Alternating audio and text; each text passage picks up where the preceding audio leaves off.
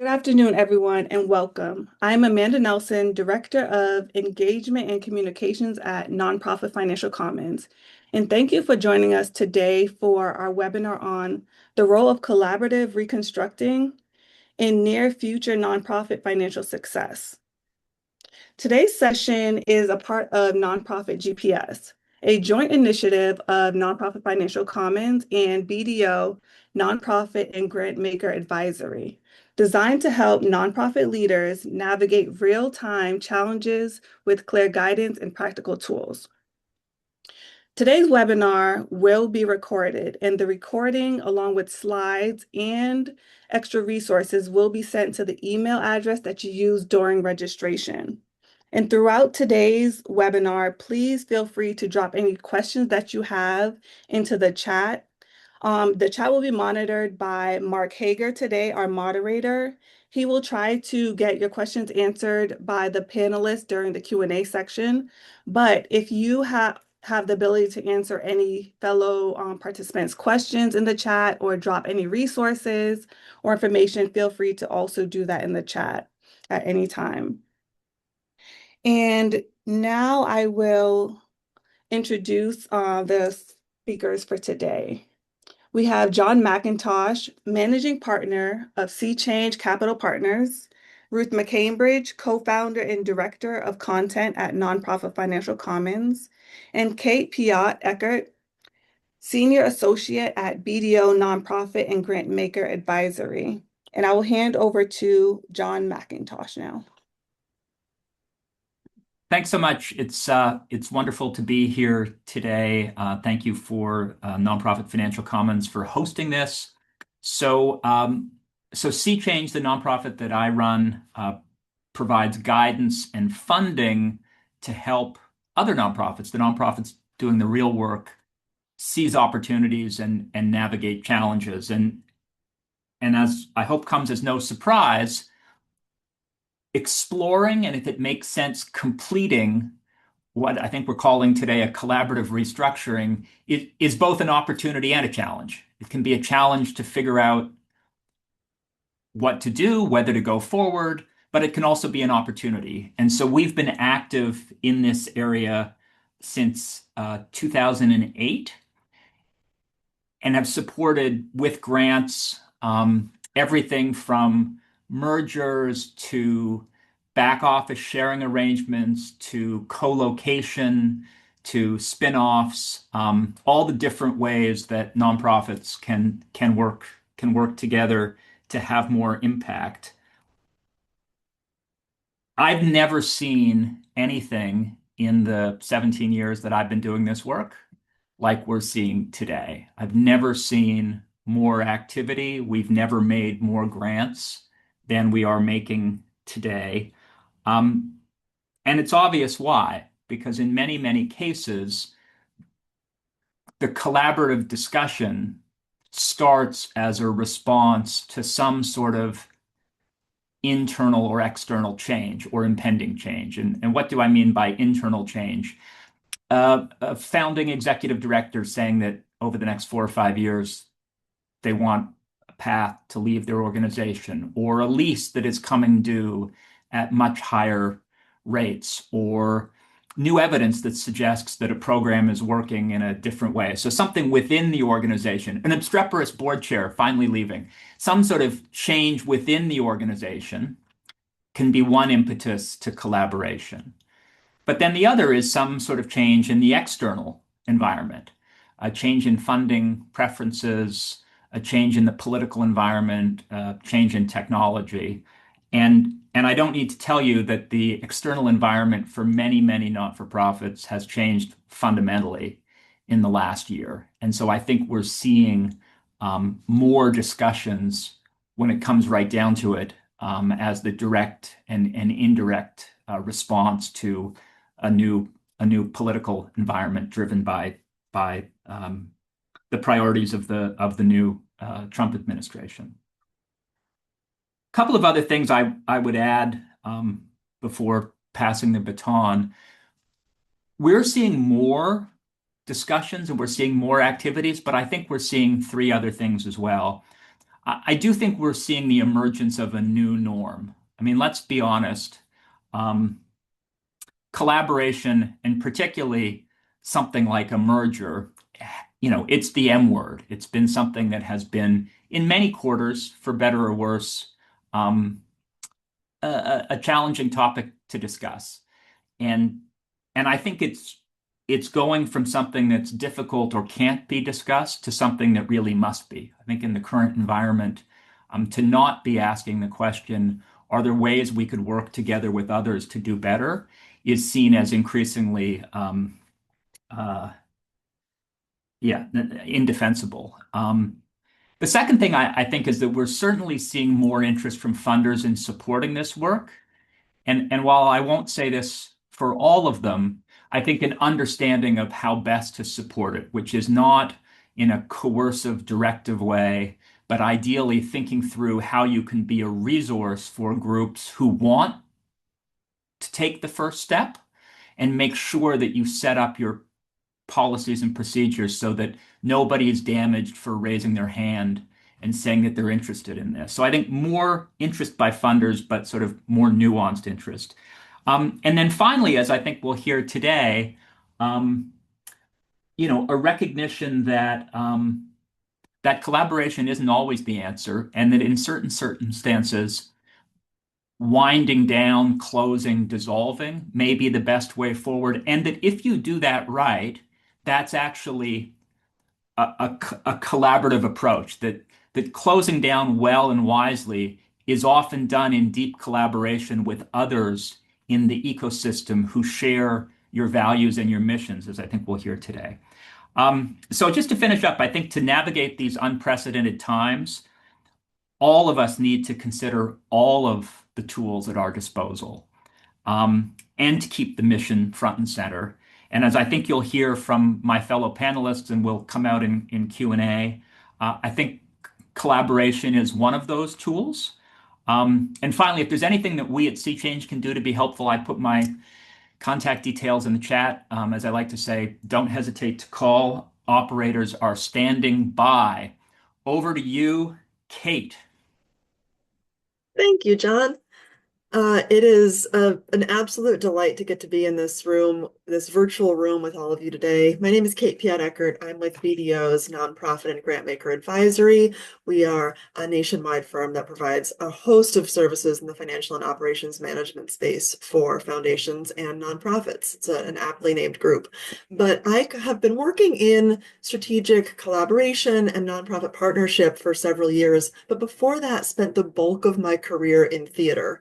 And my theater training has taught me a number of things. One, about the nature of collaboration, and two, that all of the ways into our hearts and minds are through stories. And so I am beyond delighted to get to welcome colleague Keith Timko into this conversation to share his story. Look forward to joining you here, Keith, and we'll give you a moment to introduce yourself and then ask you a bit about your trajectory through collaboration. Thanks, Kate. So there's two hats. One is my day job today. I'm the executive director at the Support Center for Nonprofit Management. But I'm going to talk a bit about the role and leadership that I had with an organization called Build with Purpose, that was designed to adaptively use real estate. That was our mission. We had programs, including charter school development, and then moving into housing. That's a little bit of the backdrop for the story that I wanted to share today. That's great. Before we jump into your story, would you tell me just a little bit about your current role and the work that you do? Sure. So at the Support Center for Nonprofit Management, and I'd like to think of all of us together today as cousins in this work together. And some of us are closer cousins and some of us are a little bit further cousins. But I've been part of the nonprofit family for my entire adult life. I work at a place called Support Center that we were imagined in the early 70s as a shared resource. Like many of the other panelists and resources here. So I feel like, let's not go it alone. Let's create space where we can talk to one another about the environment that we're in, the challenges that we're facing. And I do believe deeply that as cousins, we do kind of all share a common purpose around the world that we want to build together. And you've been involved in a huge range of collaborations. I know I expect it was hard to decide which one to talk about this afternoon, but would you tell us a little bit about the work you were doing with the charter school network and how that evolved into a collaboration? Mm. Sure. And so some of you, like as cousins together, right, might work in education, might work in community development and real estate. So I was part of an organization that came about to provide support to organizations like doing real estate development. And so it was like if you were a charter school, maybe you wouldn't have done that work before, you didn't have to go it alone. And could there be a resource around that? And some of what I wanted to talk about today was just a little bit about the like how the industry changed, the environment changed, kind of like what John was talking about what's going on now. And how do you sort of like how and when do you pay attention to that and make certain decisions? Absolutely. So what was changing in that environment? I know Build with Purpose was doing what it was set out to do, achieving its Right, mission, but the world around you started to shift. Can you talk a little bit about how you noticed what was changing and right, and right. and how you figured out how to respond? Yeah, this is one of those moments where I was like, I got old all of a sudden, I was like, I don't, so this is almost like the way back, but, somewhere between 10 and 15 years ago, there was like charter school development and there was a lot of like smaller schools. And then there were charter management organizations that started to spring up. And then there were like for-profit entities that started to get into the work. And then, in some ways, like we talk about as nonprofits, like putting ourselves out of business. And in some ways, we put ourselves out of business. And so there was like less. But I just want people to know, like cousins in the family, we still had to make payroll. We still had to figure out how to raise money. And some part of that is like, how do you figure out when is the industry and the landscape changed? And so some part of it, right, is we had naturally occurring networks of other groups. I think a big part of the story is we had a boatload of money that we had raised from the US Department of Education to do like kind of credit enhancement work. And that's sort of like a bit of jargon for like how to make it a little bit easier to do development. But before we got on together, we talked about the role of funders. And when you're, as an organization, you have $8 million from the US Department of Education on your balance sheet, like that's a bit of a long tail of like, it's not like you can just easily go rogue and make your own decisions about that. So there's always questions about like, when do I call the US Department of Ed about what might be happening? When do I call others? So some of this kind of like naturally segues into like being aware and collegial with other partners. And so if you are facing a fork in the road and needing to go in a different direction, I prefer to make that phone call with some level of familiarity. I don't like to call Kate and be like, I'm like sideways, Kate, I need you to help me out. I know we've never even had coffee together, but would you like to do me the solid? I prefer for Kate to know, like, yes, we're cousins, right? Like we get together periodically. It doesn't mean we have to hang out all the time, but I like there to be some level of familiarity and also just like a reminder that we're in this work together. What does that relationship building look like? I know I want to ask you sort of second what happened next. So if you're building this relationship, before we jump into that, Right, we talk a lot about getting coffee and lunch, right, but right.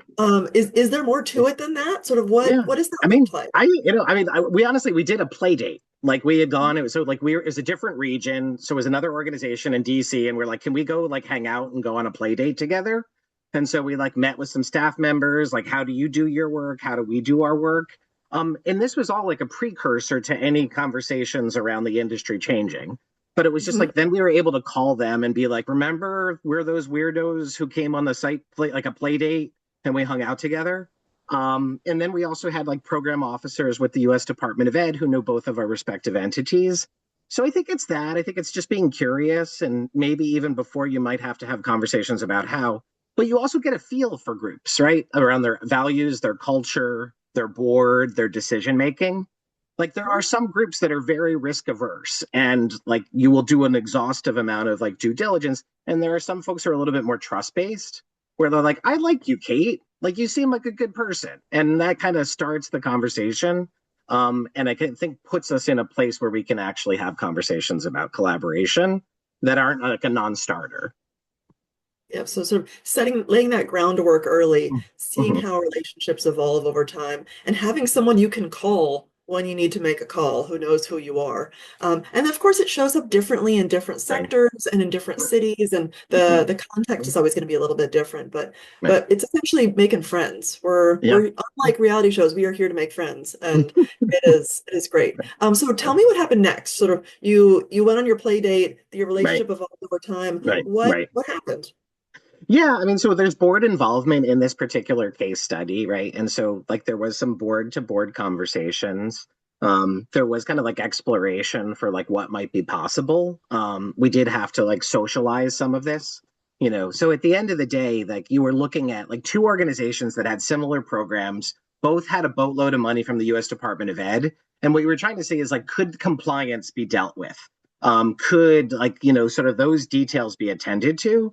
And so we were able to do that over a relatively quick period of time. I think just like lesson learned for us is it wasn't like a matter of days, but it wasn't a matter of years. It was a matter of months.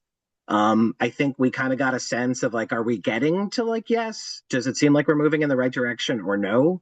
But I sort of feel like we were sort of close enough aligned and close enough cousins where it was a relatively seamless kind of transition. Like if we were completely different entities, I think it would have been a much more difficult process.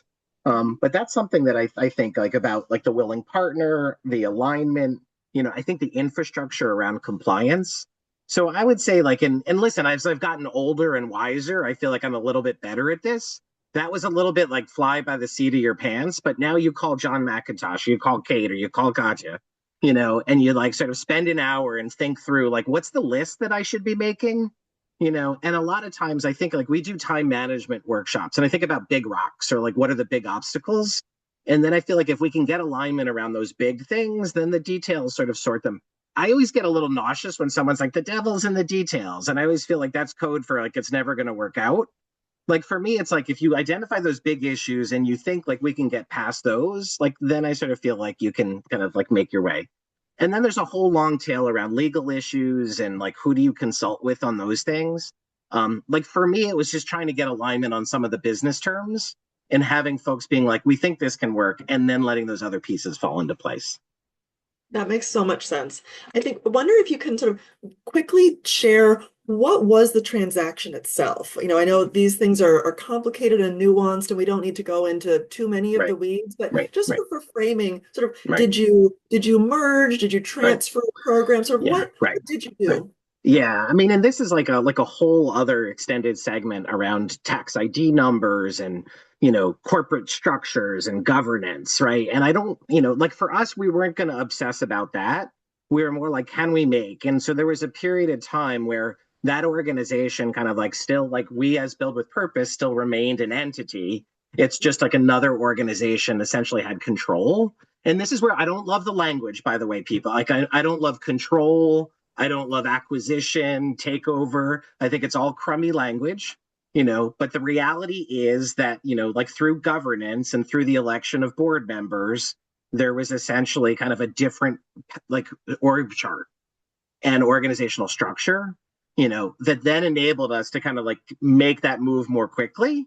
But this is where I would just encourage folks to like talk to others, understand that there's different ways of getting there.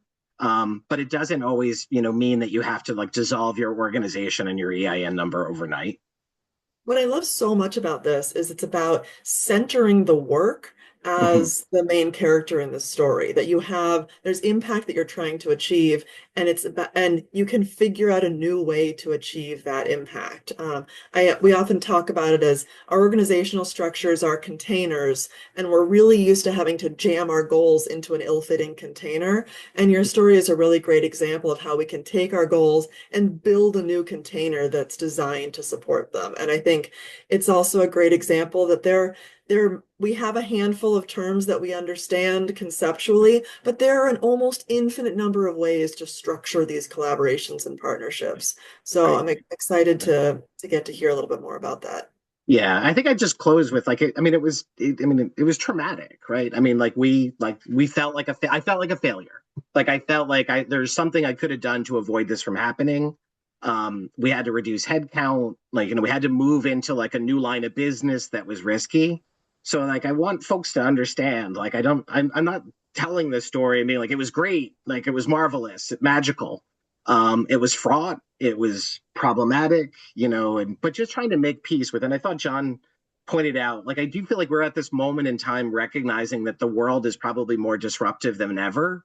And I feel like it might be opening the door to some vulnerability for us to like accept the fact that maybe there's things outside of our control. We can't figure everything out.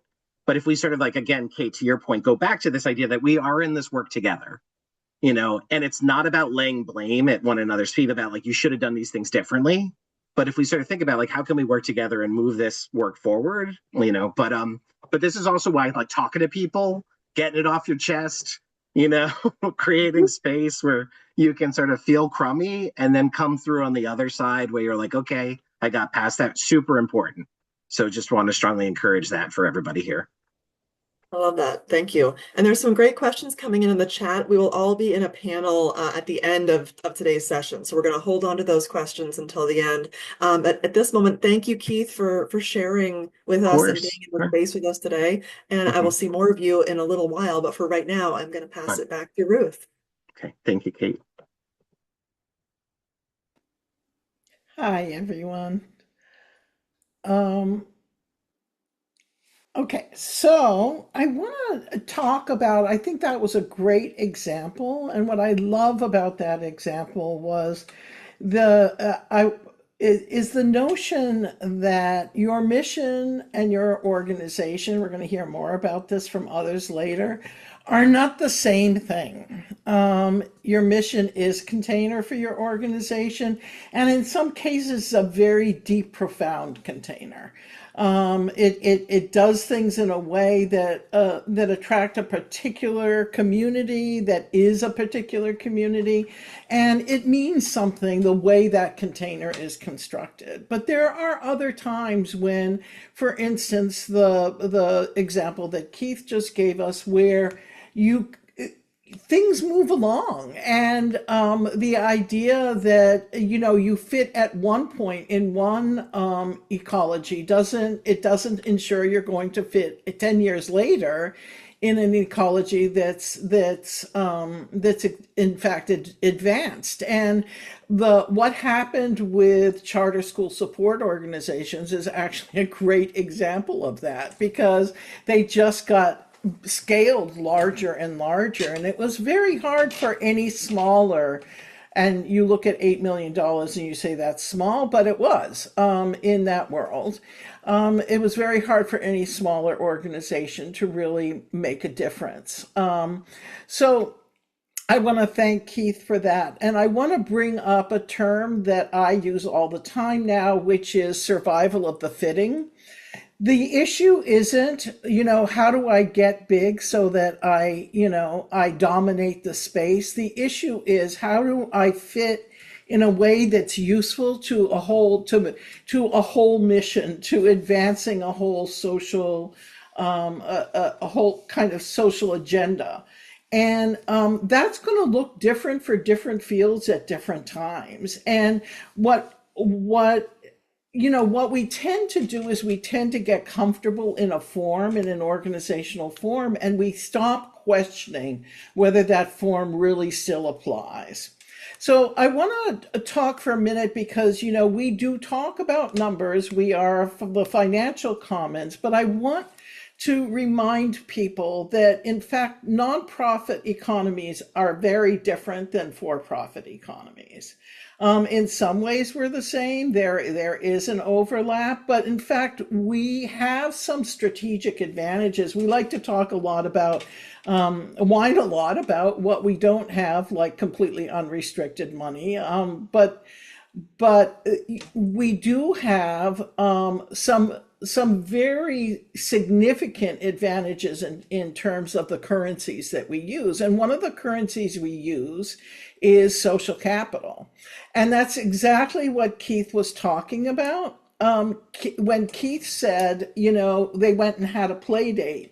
Well, yeah, you have a play date. John's first, he always, in any list that he gives us of what do you do to be collaborative ready, he says, have lunch. The truth is that it's in those relationships that develop over time that the currency of social capital gets set. And it's in saying yes to people. So if somebody asks you for a favor, if Keith calls John up and he says, John, I don't get how to approach this at all. And John says, okay, and he helps him then. And 2 years later, he has to go back to Keith and ask him something other. He's going to get a response from Keith. It's a reciprocal thing.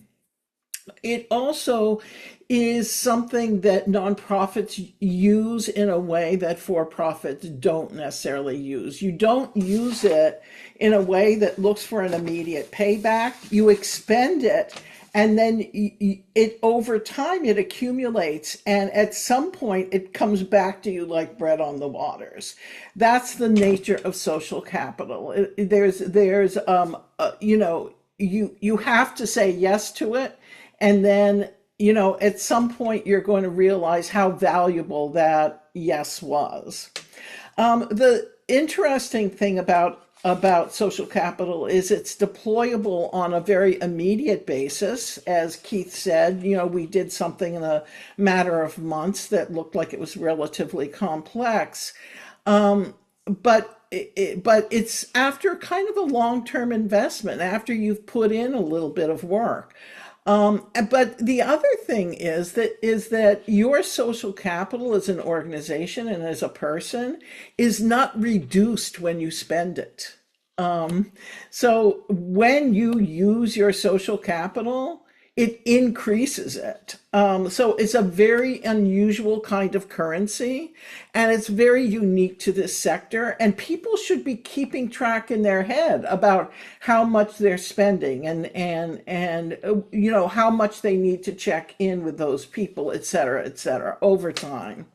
A lot of it just has to do with, do you have a good reputation? Have you treated other people with kindness and integrity? Have you been open with and generous with your contacts and conversations? Have you helped other people by putting in a good word for funding?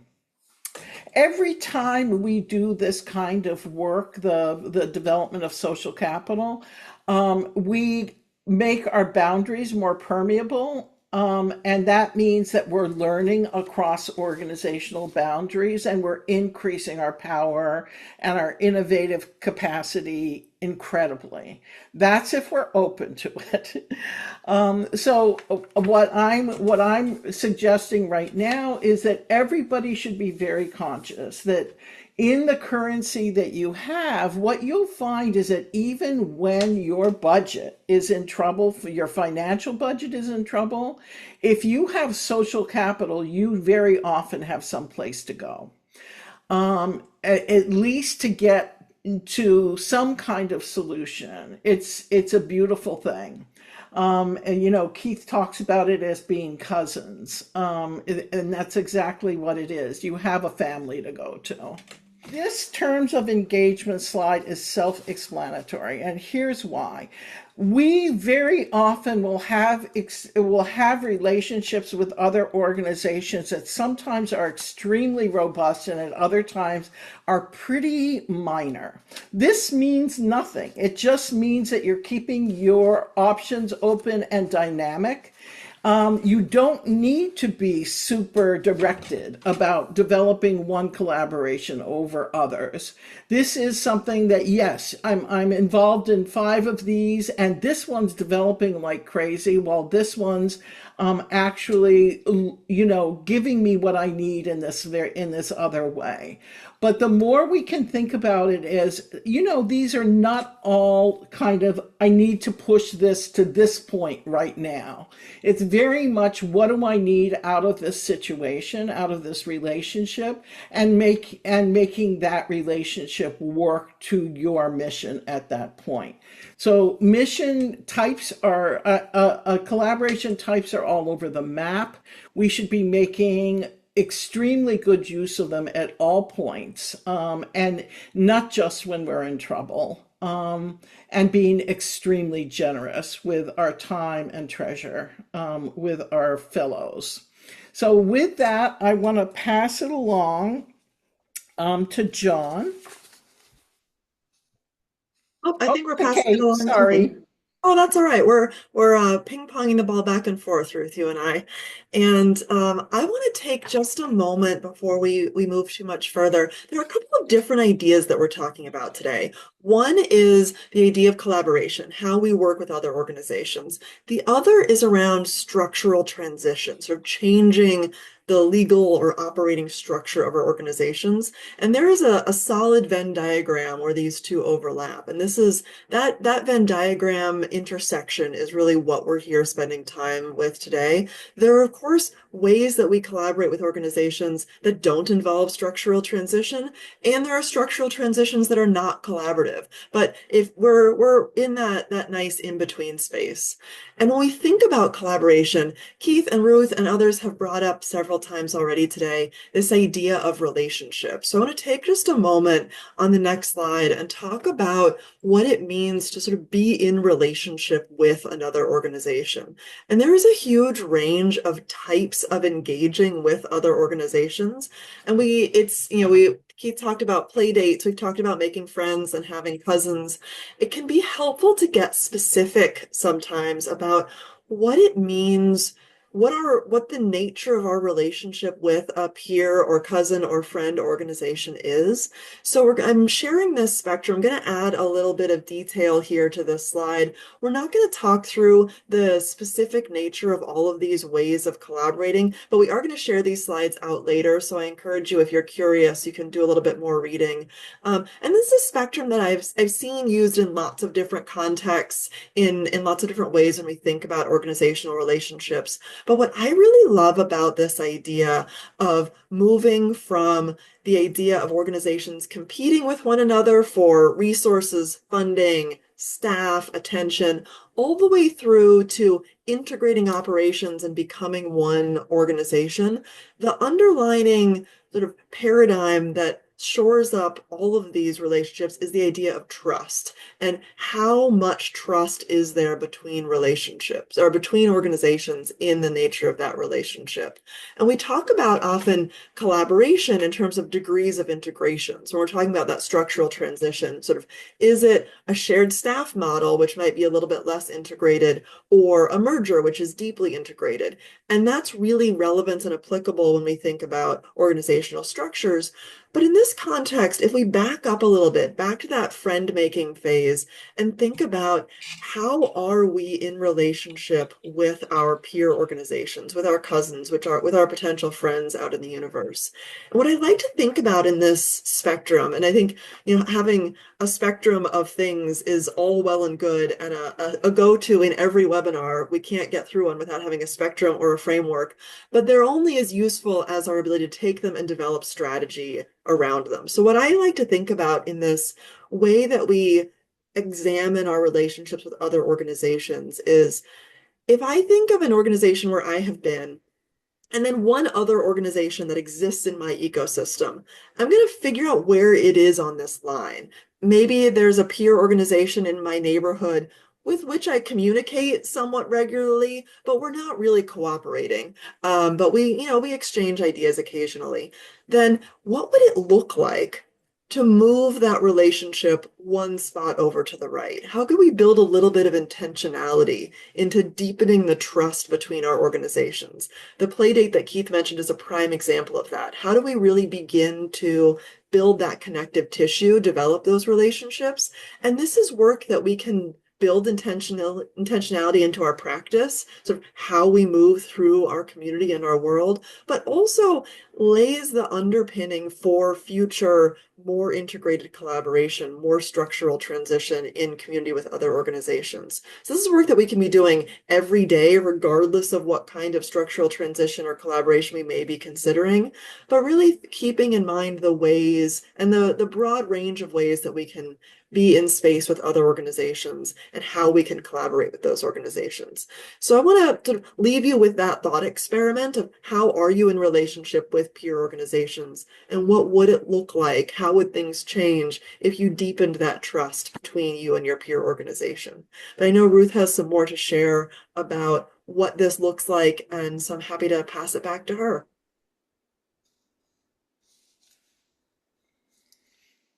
Well, I am very happy to be interviewing Atif Bostic today. He is our second nonprofit leader that we're interviewing today, and he has an incredibly interesting story about the work that he's been doing in Pennsylvania.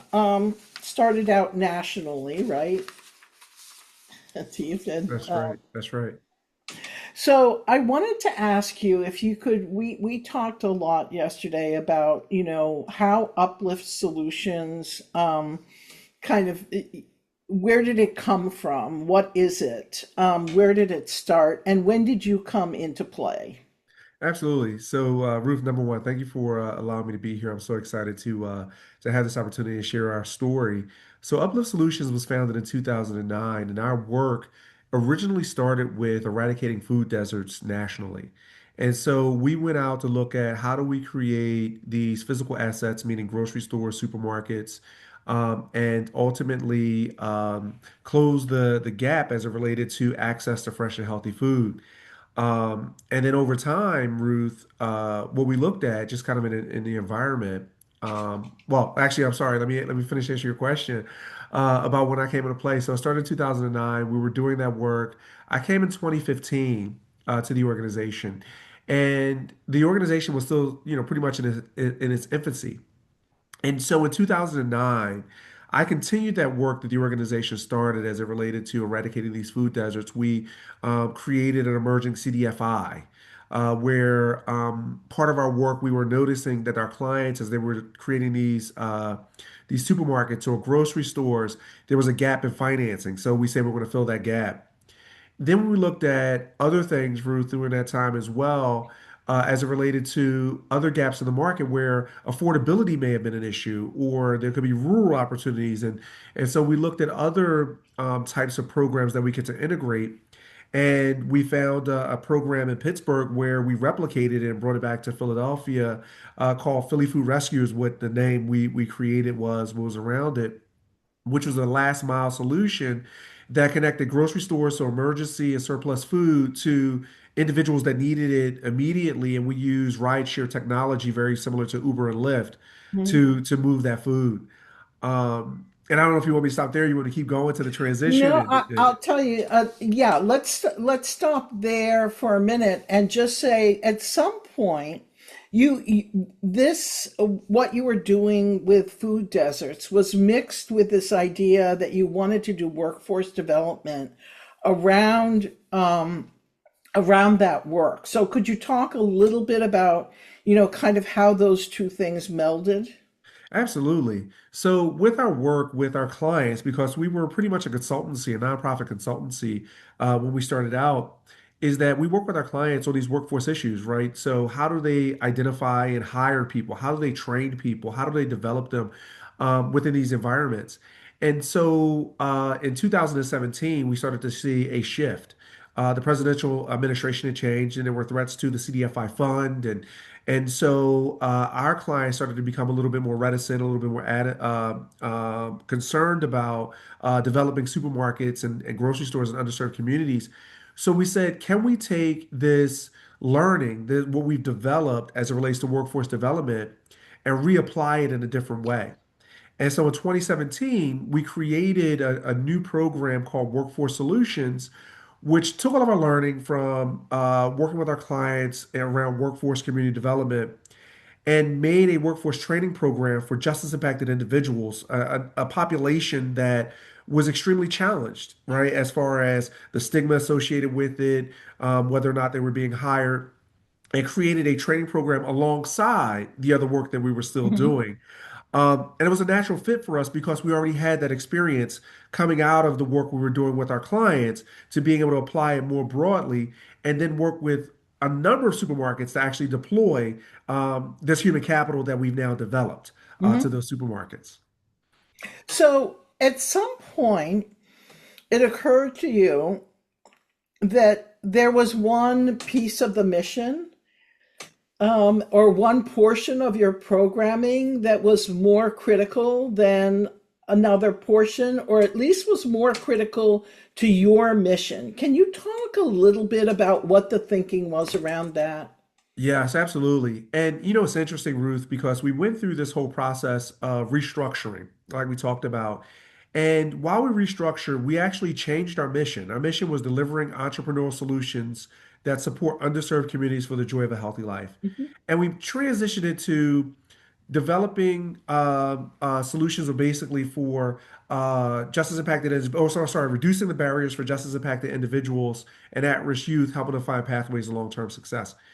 And so what's interesting though, even though we changed our mission, the core of what we did from our original mission continued to stay because it was really developing those entrepreneurial solutions, which was a theme of who we were and continues to be a theme of who we are today, right? It kind of cuts through the organization.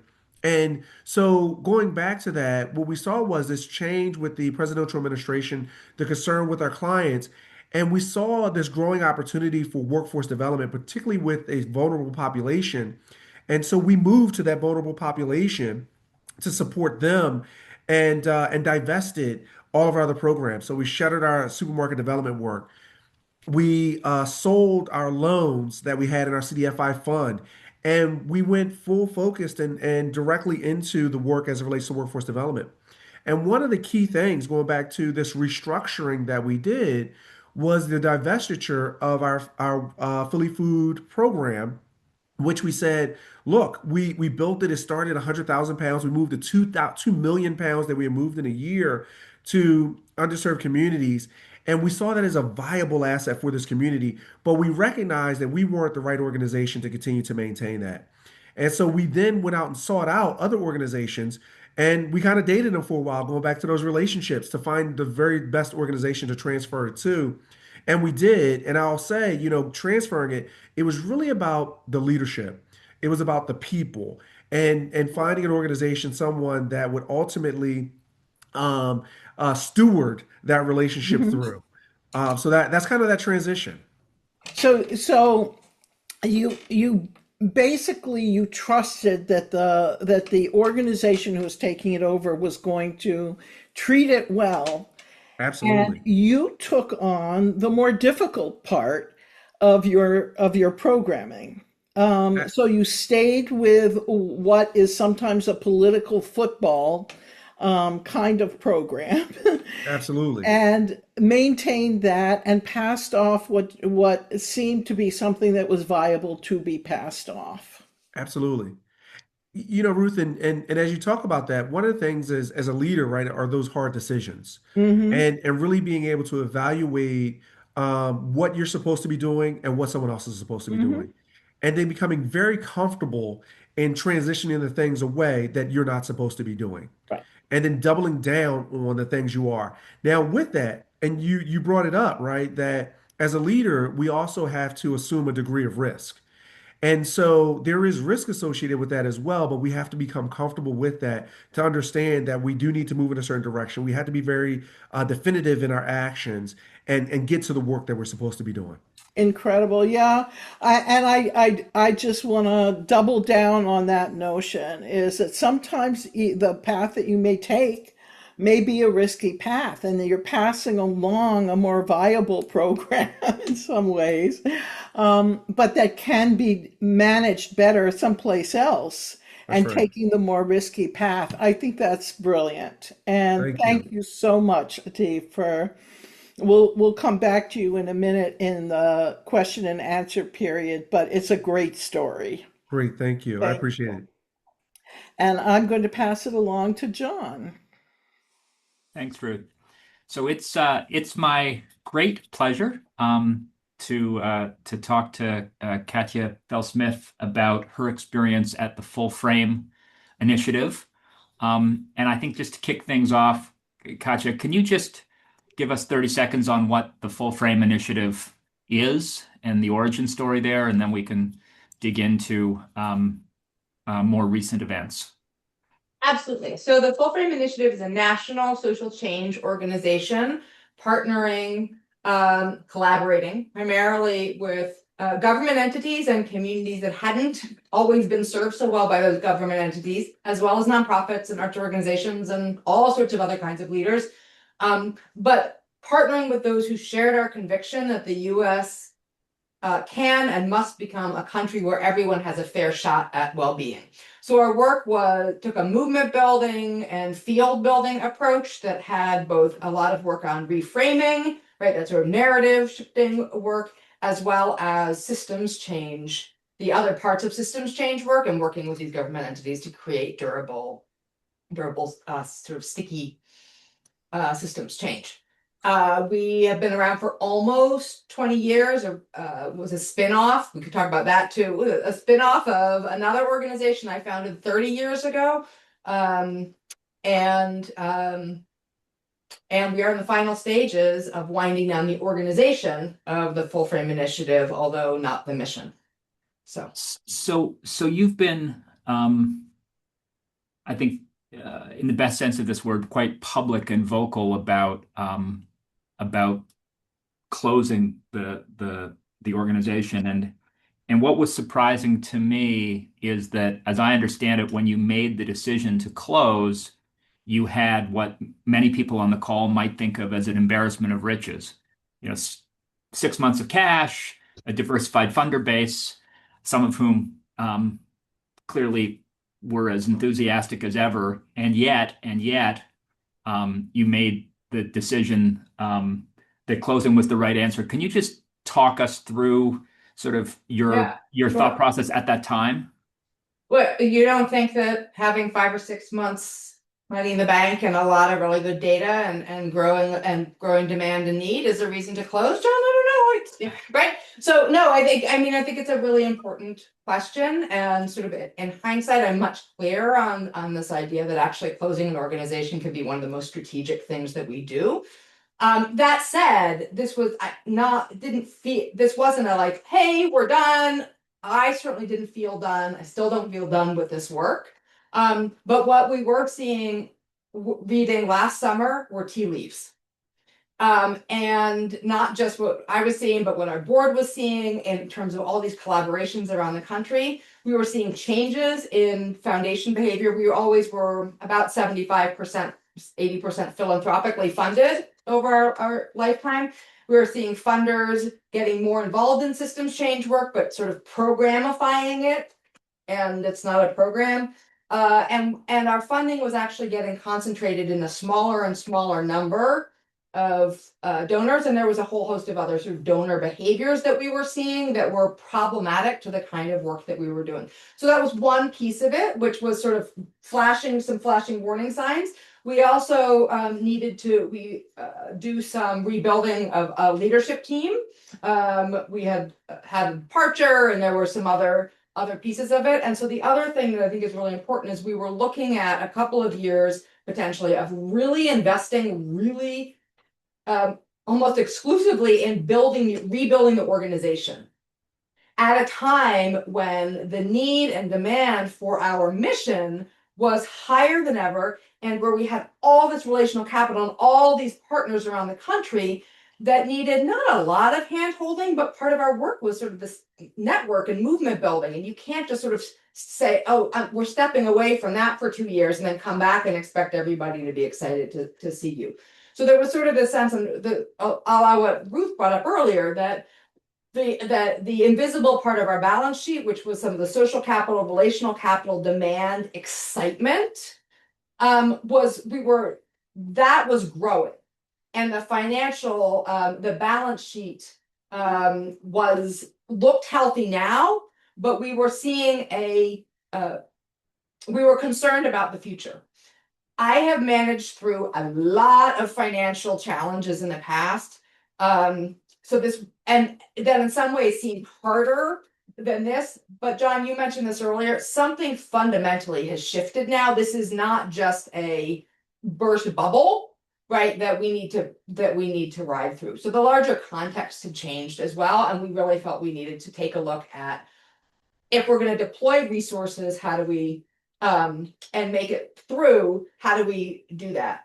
I was really struck also that we were in a position to do something that really amplified our values of power shifting and centering community. And we were really concerned. There certainly was a world where we could make it through, but if we kept running out the clock, we would have a shorter and shorter runway, and we would end up actually all the harms of a sudden shutdown would be felt by the community that the communities across the country that had had so many promises broken to them before. And we were like, I'm not interested in being part of that long litany of broken promises. So how do we actually, and we were in a position to do it well that we didn't think we could do if we held on longer. Amazing. So it sounds like if I heard you, sort of one summary might be that that the risk of continuing, if it didn't work out, would be borne by others, but that you had the resources at that time to kind of hand things off and take advantage of the as you said, the higher than ever sort of relational and social capital. Yeah. And that might not have been true if you'd played it out. Yeah, I think that the harms of sudden, whether it's shutdowns or sudden shifts in structure, tend to fall on those with the least power, Right. generally speaking. And so that called for an intentional piece. But I also think that this relational piece, that we were also concerned that if we ran out the clock, we might any sort of sudden move in our structure might disrupt this momentum, this relational momentum around the country that we actually would want to have live on outside the organization. And that was more important than the organization living on. So you've written a lot about this, and I'm going to make sure that those links are put in the materials that we circulate. So you've clearly thought a lot about it. But just as we wrap up, what did you learn from making that decision to now? What are the one or two things that you've learned that might be of interest to those on the call? One, just a la this conversation about collaboration, we did a lot of collaboration to figure out a way forward. And in hindsight, that was incredibly important, that this wasn't our concentrating on the board and senior staff figuring out what we were going to do and then trying to sell it to other people. We actually needed all those that we were going to invite to take this on to be the ones to design the way forward. So the collaboration as figuring out how you're going to collaborate is really important. The second is I realized how many unexamined assumptions I was carrying around. That closing had always been the radioactive thing in the corner to be avoided at all costs. It was always and yet at the end of the day, we might have to close. I went into this closing decision thinking about it in terms of harm reduction. How do we reduce the harms to community, the harms to our staff, the harms to our intellectual capital, et cetera? And what I've come to realize, and this is why I said earlier that I think it actually can be incredibly strategic, is there is work in communities, there is work with partners, there is work in collaboration, there's work in life that can actually only be done in the context of an ending or a major shift or a handoff or something else. And that doesn't mean that we were done with our mission, but that there are opportunities in intentional shifts that I think don't get enough daylight. And so that is part of why I'm really glad to be here is just that opportunity to speak to this. Thank you so much. And thank you for sharing with the field through your writing some of your experiences here. It's been really, certainly in my time in the sector, I think it's been the most public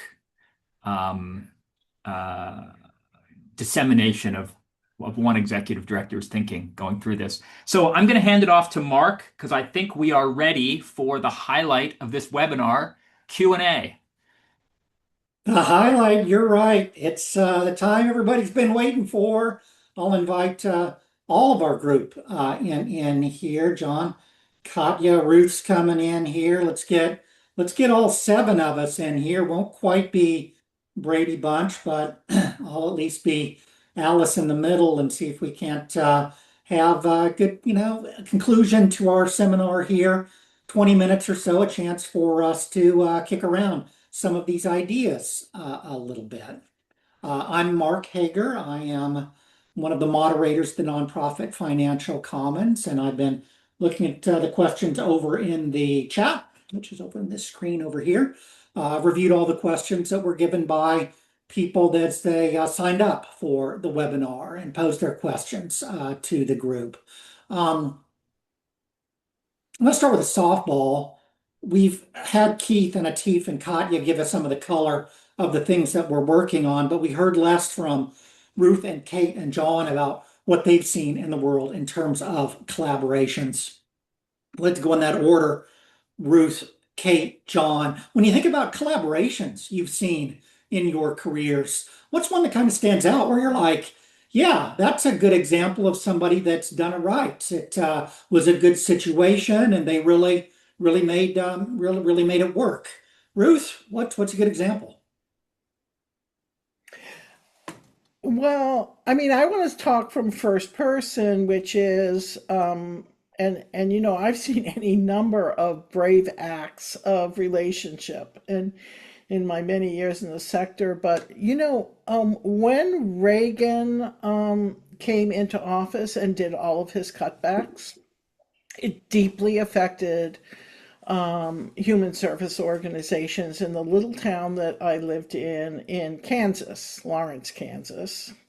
And I mean, we just didn't know what was going to happen. And of course, everybody was funded a mix of federal, state, local money. And somehow we realized that was not what was going to happen if we left it on its own was not going to be good. And so we all agreed to do a town-wide poll to ask people what their priorities for funding was. We had we got the local funders, United Way, the one local foundation, others to agree to adhere to the priorities and balance the funding picture in the local town. And I think that was one of the bravest things I've ever been involved with, because people, even with very large budgets, relative to the size of the budget that I was managing at that point, agreed to it. And it was a poll of all of the residents of the town. So we're asking people, what exactly is it that you need to have saved in Lawrence, Kansas?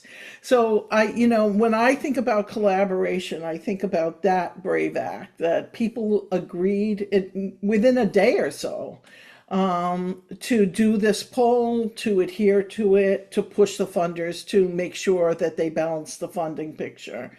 And so, yeah, that. Good. Thank you, Ruth. Kate, what do you think of when you think back? Yeah, I also have more stories than I could possibly rattle through in my head in the last minute. But I think the one that immediately jumps to mind that I'd like to share is about two really small organizations. Again, I come from theater and have worked with a lot of really tiny organizations, and I'm based here in Chicago. And there were two newspapers in Chicago, serving Chicago, one the South Side Weekly and the Hyde Park Herald, that merged but retained their mastheads. So their back ends consolidated. They became one entity, but retained their brand and their public identity and their communities and their relationships with those communities. And what I love about that story is, I think, for so many organizations, certainly this is true in the arts, but is true more broadly as well, that the name can be one of those big blocks. I think, Keith talked about sort of the big blocks that we have to navigate around, the big rocks. And I think the name of an organization is so personal and so meaningful, both to its founders, its board members, but also its community members, the people it serves. And so Southside Weekly and Hyde Park Herald found a way to come together where they're taking advantage of all of the collaborative juices, but retaining those the public identity in that community. So that's an exciting story that feels really scalable for different sizes of organizations at different moments in their life cycles. Nice. Okay. Thank you. John, what jumps out at you? What do you remember? Yeah, I mean, I could never pick a favorite, but I just put one in the chat, which is the favorite in one way. The merger of of a small organization called United Community Centers into the Cypress Hills Development Corp in East New York. And the reason I pick it is it took 11 years. Because, sometimes the stars need to align. And like that in all those sappy movies where it's like, Mark, I knew you were the one. It was just a matter of when. Yeah. It was a certain sort of there was a certain inevitability to this, but sometimes these things need to take, their own sweet time. Inevitability tells you it's going to happen. It doesn't tell you when. And so I think being patient and recognizing sometimes it takes 11 years, but sometimes perhaps in this environment, it takes 11 months and often it's somewhere in the middle. So that's my favorite in terms of, patience being a virtue and just letting things gestate as they must. I love happy, good stories. Thank you for those, because not all stories are happy. Not all collaborations go well. People sort of expect that they will. I think the general public expects collaboration. I think funders expect nonprofits will have successful collaboration. I mean, we operate from a consensus building model, and we're all for the goodness of community. So why wouldn't it work out great? Well, I think there are various reasons. Keith, I'm going to point to you first on this question here. Things get in the way. Power and control across organizations and between organizations. Mismatch of missions between organizations that might otherwise collaborate productively. A lack of resources. It takes money to get this done well. Keith, I want to ask you first. What's one thing that has to be in place between two organizations that want to collaborate? Something that's necessary, that's something that's indispensable in order for there to be a positive collaboration. Dang, Mark. That's a mean-spirited question. No, I think part of it, right, is that there can be a compressed window to try to have conversations, to have negotiations. And that's not the ideal time to try to explain what's the role of a board member here. That's not the time to explain what's our business model, and I can't understand why we don't have any money and why we can't make payroll. So it's kind of like a shout out to just do that preventative medicine work, of make sure that people are aware of roles and responsibilities, make sure they're aware of the operating environment, make sure that they're aware of the finances and those pieces. Because those negotiations, there's a lot of other things to unearth. So that's what I would say, my 2 cents here. But you're saying you got to have the basics in place first. You got to have your board governance. You got to have your finance set up. People got to understand what's going on in the organization. Right. Then if something changes, you can't be re-explaining that stuff. You got to be able to all move together. Yep. Yeah. Atif, what about you? What's the one thing that's indispensable, has to be in place before collaboration can work out? Yeah, I would say mutual intention. And so, right, that both individuals, both parties, both sides of the transaction have to both really, truly, authentically want it. Yeah. Yeah. Okay. Katya, I'm going to go to you. What's something that has to be in place, given all the things that can railroad a good collaboration? What's got to be in place to make sure it goes well? I think hunger. I mean, I think to me, it's actually a visceral thing, because you've got, there. Yes, we're talking about institutions collaborating, but at the end of the day, you've got people, and we can talk a lot about trust. We can talk about those things, but which are very important, and yet those can be more passive. And I think to get through the inevitable rapids, no matter even if it's meant to be a rom-com collaboration. It would be a lousy movie if there weren't some friction, if there weren't some whatever, right? There's going to be stuff that comes up just because it's people in life. And so I think that that's not a hunger for organizational stability. As a good leader, you have to care about that, but the hunger needs to be for mission and for accountability for delivering on mission. And if you've got that shared hunger, I think that you have that can get through a whole bunch that can help clarify what actually matters. Okay. Kate, Ruth, John, any reactions to these three on what's indispensable for collaboration or other thoughts about what has to be in place to make a collaboration successful? I think I just have another question, which is just in terms of communicating with stakeholders around what can sometimes be very tender territory. Like, what are the lessons around that? I would love to hear something around that. I'll answer my view on Ruth's question, which is the same as the other thing I was going to say, which is time. That it's very hard to run an organization, explore a collaboration, including the possibility that moving forward isn't the right answer, and worry about payroll. You're doing three things at once, and it's almost impossible to communicate with stakeholders and tell them the truth if the truth is bad. So I think so many of these things get easier, far easier, if you have time. It makes communication easier. It makes stakeholder involvement easier, and it also gives you more opportunity to say, this isn't right. We'll come back around and we'll find something else. And so I think, to me, like, having enough time is the single most important thing that groups should keep in mind, and everything gets harder if you don't. Mm-hmm. And I'll You one have- up that time. Yeah, I think I'll one up or add on to this time of it's about bandwidth, but I think we often think about bandwidth in terms of staff capacity and, financial runways, but I think really thinking about our emotional bandwidth, that these processes are hard logistically and tactically, but they're really hard emotionally for a lot of the people involved. And even a collaboration that is profoundly fruitful and joyful also involves loss. And it involves navigating the risk of loss during the planning phase. And with that comes a lot of fear. And so I am obviously not a psychologist, but there is a wide emotional landscape. And organizations by their nature are made of a lot of people.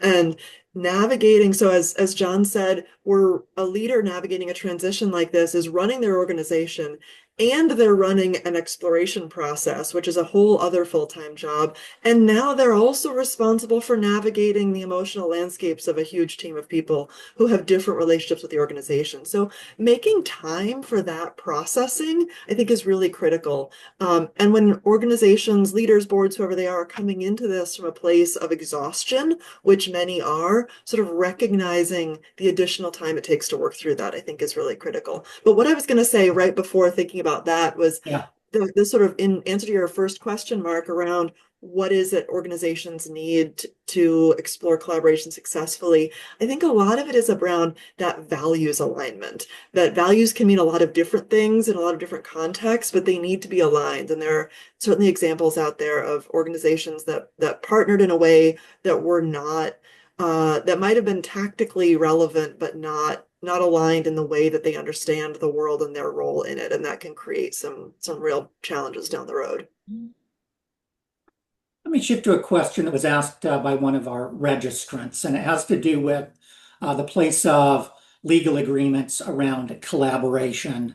Keith, you referred generally to legal issues and you didn't elaborate. Ruth, you had a slide on terms of engagement, and I don't know if that's where you were going when you're thinking, if you were thinking about sort of legality. Certainly not all collaboration is going to require any kind of formal agreement, but others are. Atif, I want to start with you and then see what others have to say here. At what point does collaboration require some level of formal agreement between its parties? Yeah, I think, Mark, if you think about collaboration, and if we use Kate's spectrum, and we're looking at it that way, and we get down, the chart to collaboration, I think all collaborations require some type of paper, is what I'll call it. And what I mean by that is it doesn't necessarily have to be a binding agreement that it's an asset transfer and we have to send it to the state, right? Like, it doesn't have to be that. But it should start out with a MOU, right? So just basically a memorandum of understanding on the parties' responsibilities. What is it that we're looking to do together? And so just putting things on paper help to, concretize or codify that agreement. So I would say all collaborations do have a level of documentation as it relates to it if it's going to be an effective collaboration. John, Can Keith, you I agree? Yeah, Katya, go add ahead. that? I'm sitting here feeling yes, and there's Mhm. some of our most successful collaborations have gotten the paper really late. Oh, Mhm. absolutely. And I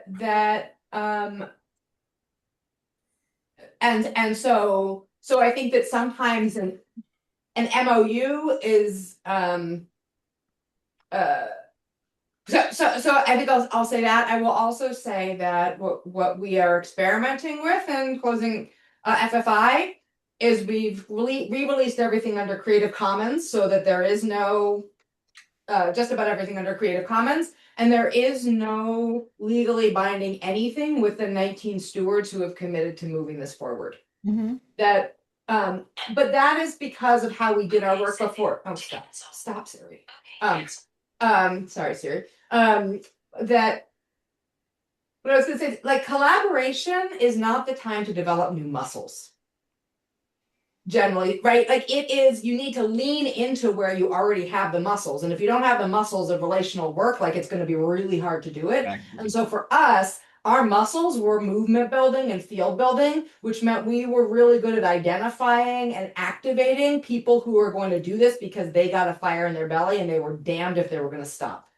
But that's not every organization. That's not the only way to do it. So I think there's some of this. It's about like knowing who you are as an institution, as an organization, and how you function, and not trying to turn yourself into something else at a moment when you're trying to change. Like who you are as an organization structurally may be changing, but it's good. That's not the time to change who you are culturally and everything else. Yeah. I want to say also that the terms of engagement, because I didn't say much about it. I was talking too much. And but really, what it reminds me of is Clara Miller once told me, don't ever talk about the size of the loan. You have to talk about the terms. And the terms have to do with over what period, at what cost, all of those things, which really in the end matter hugely, and they sometimes are too much ignored. Uh, I love what Katya just said, because we collaborate all the time with no paper whatsoever, as John can tell you. We make ridiculous demands on our friends. And those collaborations show us to what degree are we voluntarily aligned, and how much do we really agree about things, and how much follow through does that person really have, and how much do they like our other friends or not like our other friends. I mean, it's basic stuff, but those informal collaborations that we have all the time with people allow us to get to the place where we can say, okay, we're willing to sign up with you for a year to do this joint project, and we'll be the lead funder, and you'll do this. And it's so there's this kind of continuum of relationship that Kate so well laid out, that really is from a very, very informal, John, will you talk to me for 5 minutes, which I do incessantly, right, John? Never And five. yeah. And to let's do this big project together. If If I I can say could, one thing, Mark, I think your question, I'm a careful listener, although I have a lot of other flaws, I think was about lawyers. It wasn't about legal agreements. And I would say that although there are exceptions, hospitals, higher education, I would distinguish, do you need an agreement from when should you bring in lawyers? And I would only say, and I'm saying this from New York City, surrounded by lawyers, that these discussions are best conceptualized as exploring your common interests And only when you've got a real head of hunger, steam, mission alignment, worrying about writing it down or maybe defending your separate interests. And 99.9% of the lawyers out there, unless they've worked in mediation, come at the world about identifying There's your separate interests rather than exploring your common interests. And I have seen many discussions that were filled with promise and ardor die, or if not fully die, be greatly disadvantaged when lawyers were brought in too early. And so I think the question of do we need lawyers is a separate question from when, if at all, do we need lawyers? And again, higher ed's different, big endowments are different. There are some complicated situations, but most things we've seen are legally trivial, even if the executive directors don't know that. And so I advise people to resist the lawyers as long as you possibly can, and then resist them longer, even though you have a lawyer on the board who thinks that McIntosh guy doesn't know what he's talking about. Just send him to me, and we'll have a little chat. Yeah. If Yeah. I could add really quickly to that, I would say I would refer back again to Kate's continuum Yeah. and say that because again, my definition was related to where collaboration was in that continuum. And so, and I think everything, even with Katya and Ruth described, is early along in the continuum, right? You have a pilot, you test it, you right, like you do all those things. When you get to collaboration, then you should have, right, because you've gone through that process to get there. Then you start to write it down, create that term sheet, right, Ruth? My for-profit background came out a little bit there with the term sheet you'll create. And then I think the lawyer piece is when you get to integration, where we start talking about the formal structural change, where you may have to file documents with the state and all those things. And it just rides that continuum that I think Kate, really articulated well in that. Well, the one thing I'll add though, and Kaya, I'm going to piggyback on something you said, particularly related to about being who you are, that don't try to build the muscle, when you get there. And I think far too many times what happens is we make collaborations transactional versus relational. Hmm. And right, so we look for it, we do the thing, and then we make it like collaboration should be part of your strategy. yeah. And then, right, so that's baked into the essence of the organization. Like, for example, one of the things that we believe in is collaboration and continual improvement. So it even eases when that's part of your culture and what you do. It even makes the emotional parts easier because the organization and the people already understand that we're always looking to get better. We're always looking to build, add, grow, right? And so that kind of makes it easier as you move through, those relationships. At least in my thought and in the way we work. Yeah, Atit, that continuum, it exactly gets to the sort of the spirit of the question that I'm asking here. At what point does collaboration require formal agreement? I don't mean that all collaborations eventually need lawyers, right? We can agree to exchange donor lists and we don't need any more than a handshake to do that, I suppose. But there's going to be some kinds of collaboration. And John, I'm coming back to you. What kind of collaboration then would you need a lawyer for? Where would you suggest that? What is it? Is that when you get all the way to merger or before that? What are you thinking? You're muted, John. I think that I don't want to go all philosophical here, but legal agreements are not always functionally binding in the nonprofit sector because suing people to perform is not going to get you anything because they don't.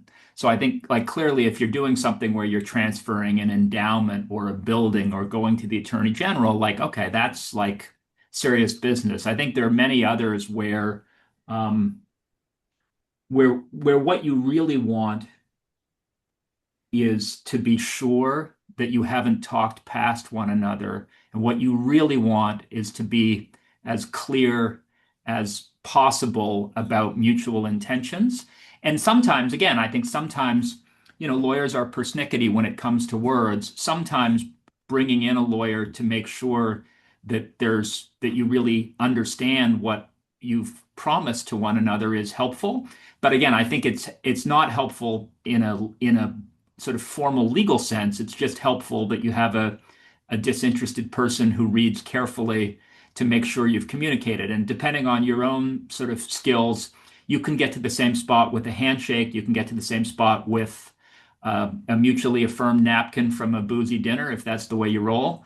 I would also say, though, that collaboration is a team sport if it's deep. And even if you and the other executive director are sure, are you sure your boards are sure?